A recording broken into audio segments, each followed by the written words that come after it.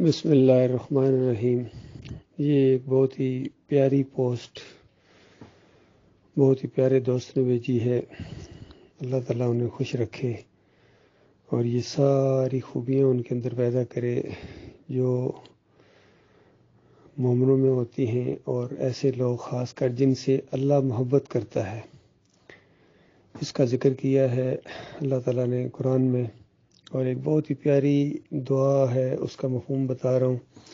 نبی علیہ السلام اس طرح دعا مانگا کرتے تھے کہ اے اللہ، میرے دل میں ان لوگوں کی محبت پیدا کر دے جن سے آپ محبت کرتے ہیں، اور ان لوگوں کے دلوں میں میری محبت پیدا کر دے جن سے آپ محبت کرتے ہیں، اور ایسے اعمال کی توفیق عطا فرما کہ میں آپ کا محبوب بن جاؤں، آپ سے محبت کروں، آپ میرے سے محبت کریں، اور اپنی محبت کو میرے لیے تیز کر دے۔ سخت پیاس کے اندر ٹھنڈے مشروب سے زیادہ، سخت بھوک کے اندر اچھے کھانے سے زیادہ۔ اس انداز سے آپ دیکھیے کتنی پیاری دعا ہے، اور ایک مومن کی دلی خواہش ہوتی ہے کہ اللہ میرے سے محبت کرے۔ وہ خود تو اللہ سے محبت کر رہا ہوتا ہے، لیکن سب سے بڑی بات یہ ہے کہ ہمارا مالک ہم سے محبت کرے۔ یہ اصل چیز ہے، کہیں یہ یک طرفہ محبت نہ ہو جائے، کیونکہ اللہ تعالیٰ نے قرآن میں ایسے لوگوں کو جواب دیا ہے جو اللہ سے محبت کا دعویٰ تو کرتے ہیں اور کرتے بھی ہوں گے، لیکن اللہ ان سے محبت نہیں کرتا ہے۔ یہ بدبختی کی انتہا ہے۔ تو مالک نے ایسے لوگوں کو کہا اپنے آخری رسول محمد صلی اللہ علیہ وآلہ وسلم کے ذریعے کہ قل ان کنتم تحبون اللہ فاتبعونی یحببکم اللہ، کہ ان سے کہو کہ اگر تم اللہ سے محبت کے دعوے کرتے ہو، اور واقعی اگر کرتے ہو، تو پھر تمہیں چاہیے کہ میری پیروی کرو۔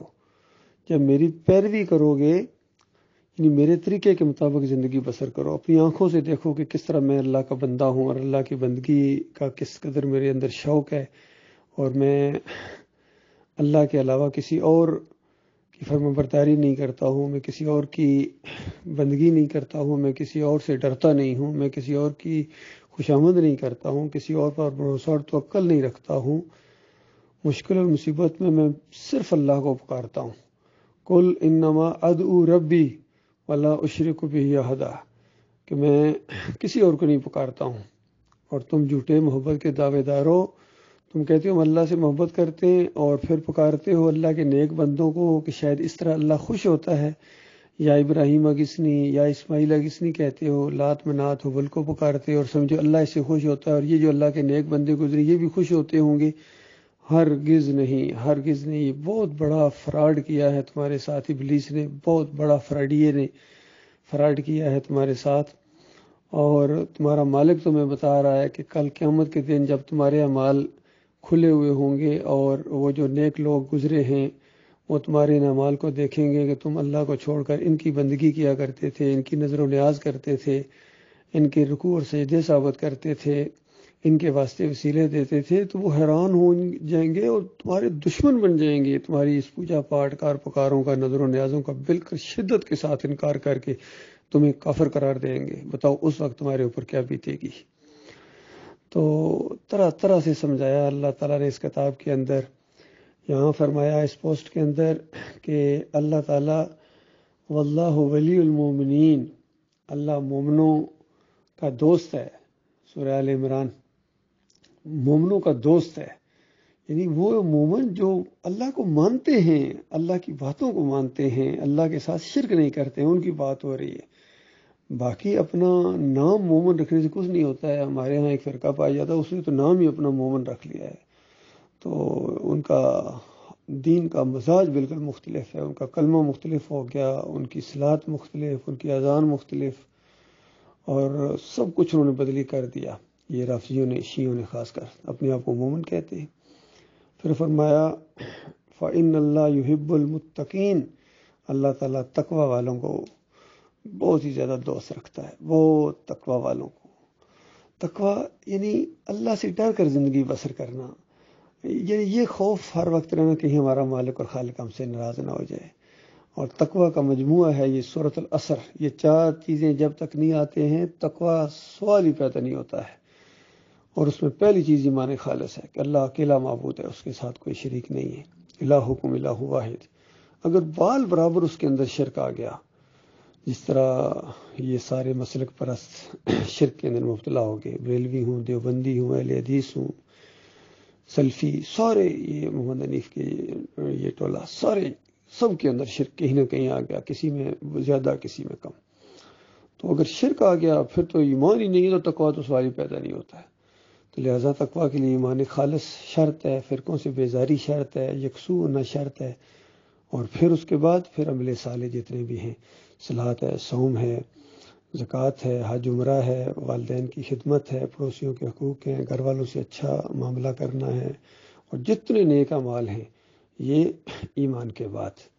اور پھر تیسری چیز وتواصوا بالحق، حق بات کی پھر تبلیغ کرنی ہے، حق بات کی، یہ نہیں کہ تمہارا نام تبلیغی جماعت پڑ گیا یا یہ جناب تبلیغی صاحب ہیں جی، اس طرح نہیں بات ہو رہی ہے۔ جس طرح یہ تبلیغی جماعت زکریا صاحب کے فضائل اٹھا کے، فضائل اعمال اٹھا کے بس انہی کی تبلیغ کا جنون چڑھا ہوا ہے، اور ذرا برابر ان کو ہوش نہیں کہ اس کے اندر کتنے مشرکانہ واقعات ہیں۔ اسی سے آپ کو ملے گا، قبر والے نے ہاتھ نکال کے اشرفیوں کی تھیلی پکڑا دی، قبر والے نے ہاتھ سے اونٹ کو ذبح کر دیا، قبر والے نے یہ کر دیا، قبر والے نے وہ کر دیا، قبر والے کے وسیلے سے دعا جائز ہے، سارا اس میں شرک اور کفر اس کے اندر، اور اس کا جنون ان کے اوپر طاری ہے۔ اسی کو یہ آگے پیچھے، چاہے یہ طارق جمیل ہوں، چاہے یہ دوسرے جتنے بھی ہیں، اور سمجھتے عام طور پر لوگ سمجھتے ہیں بڑی اچھی جماعت ہے، حالانکہ اس سے زیادہ مشرک جماعت شاید اس زمین کے اوپر گزری ہو، اس سے زیادہ شرک پھیلانے والی یہ زکریا کی جو یہ جماعت ہے،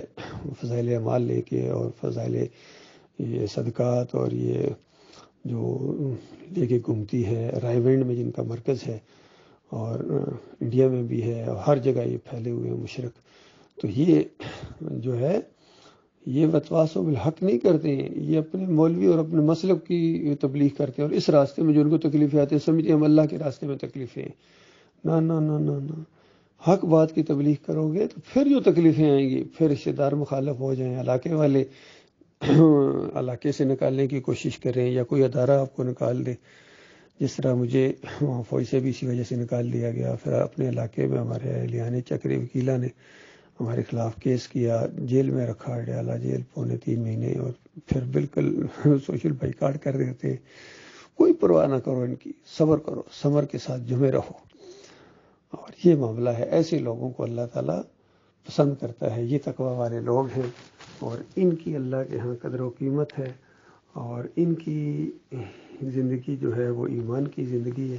پھر فرمایا واللہ یحب المحسنین، اللہ تعالیٰ محسنین سے محبت کرتا ہے۔ محسن ہوتا ہے یعنی اللہ تعالیٰ کی جو بھی بندگی کرے، جو بھی اللہ تعالیٰ کی فرما برداری کرے، وہ بہت ہی اچھے طریقے سے کرے، بہت خوبصورتی کے ساتھ، بہت رغبت کے ساتھ، پیار کے ساتھ، محبت کے ساتھ، اچھے انداز سے۔ جس طرح دیکھیے کام تو سارے لوگ کرتے ہیں، لیکن کچھ ہوتے ہیں وہ بہت اچھے انداز سے کرتے ہیں، بہت شوق سے کرتے ہیں۔ تو یہ ہوتا ہے کہ اسلام کی باتیں ماننا اور صلاۃ ادا کرنا، اللہ کی بندگی کرنا، اس طرح جس طرح بالکل اللہ کو دیکھ رہے ہو۔ حالانکہ ہم دنیا میں کوئی اللہ کو نہیں دیکھ سکتا، یاد رکھیے، اس دنیا میں کوئی انسان اللہ کو نہیں دیکھ سکتا ہے، یہ ایمان ہے۔ باقی یہ جو لوگ کہتے ہیں نبی علیہ السلام نے اللہ کو دیکھا یا فلاں نے اللہ کو دیکھا، یہ بالکل جھوٹی بات ہے، بالکل یہ بہتان لگاتے ہیں۔ حالانکہ صحیح بخاری کے اندر نبی علیہ السلام کی حدیث بھی ہے، ام المومنین عائشہ کہتی ہیں جس نے یہ 3 باتیں کہیں سمجھ لو اس نے بکواس کیا، اس نے جھوٹ بولا، نبی پر جھوٹ بولا۔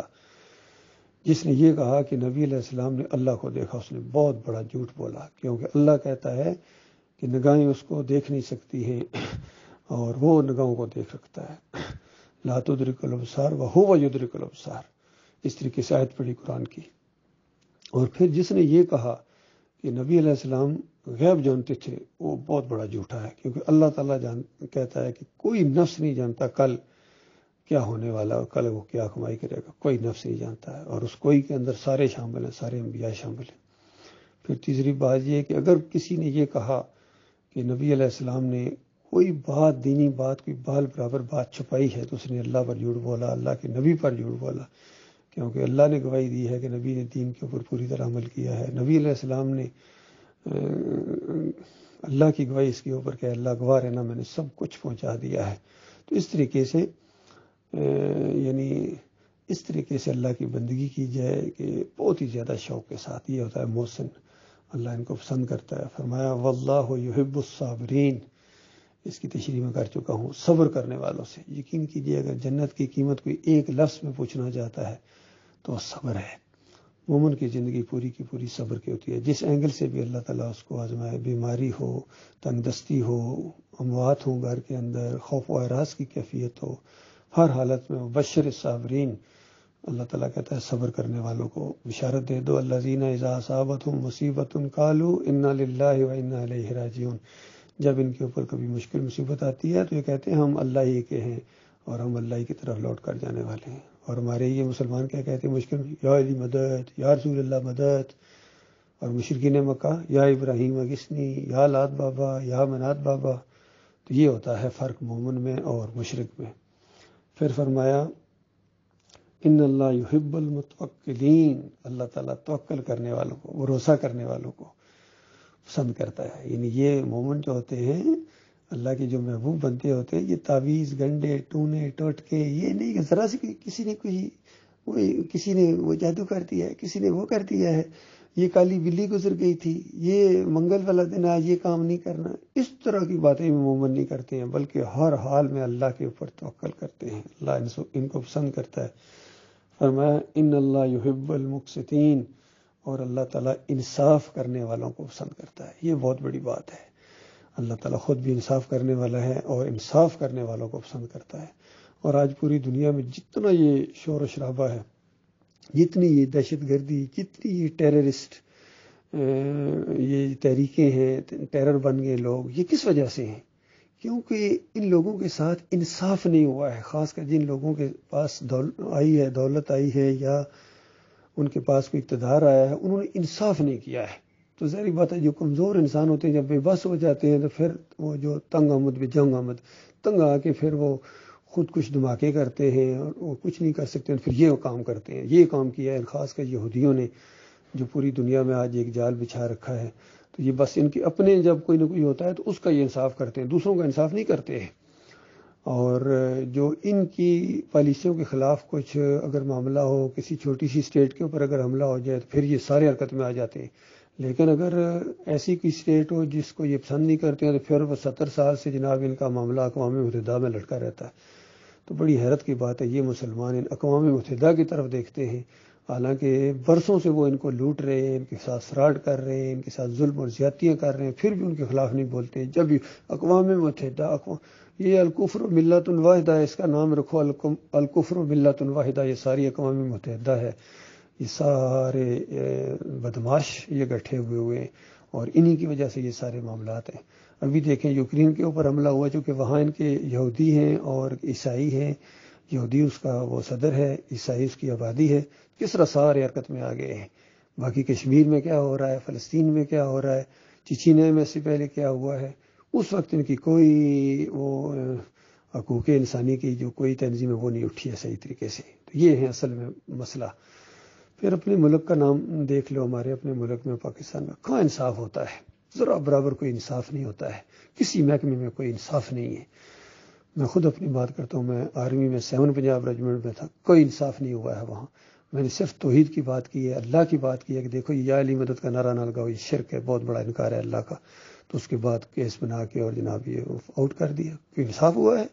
غور ہی نہیں کیا، بات چیت ہی نہیں کی اس انداز سے کہ یہ اللہ کی بات ہے، سچی بات ہے.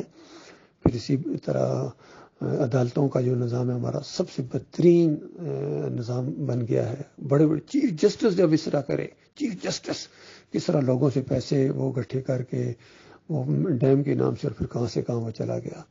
تو یہ سب کا یہی حال ہے، کوئی انصاف نہیں ہے. اور اللہ تعالیٰ ایسوں سے ذرا برابر محبت نہیں کرتا ہے، نہ انصافوں سے، ظالموں سے، ان سے نفرت کرتا ہے اللہ تعالیٰ.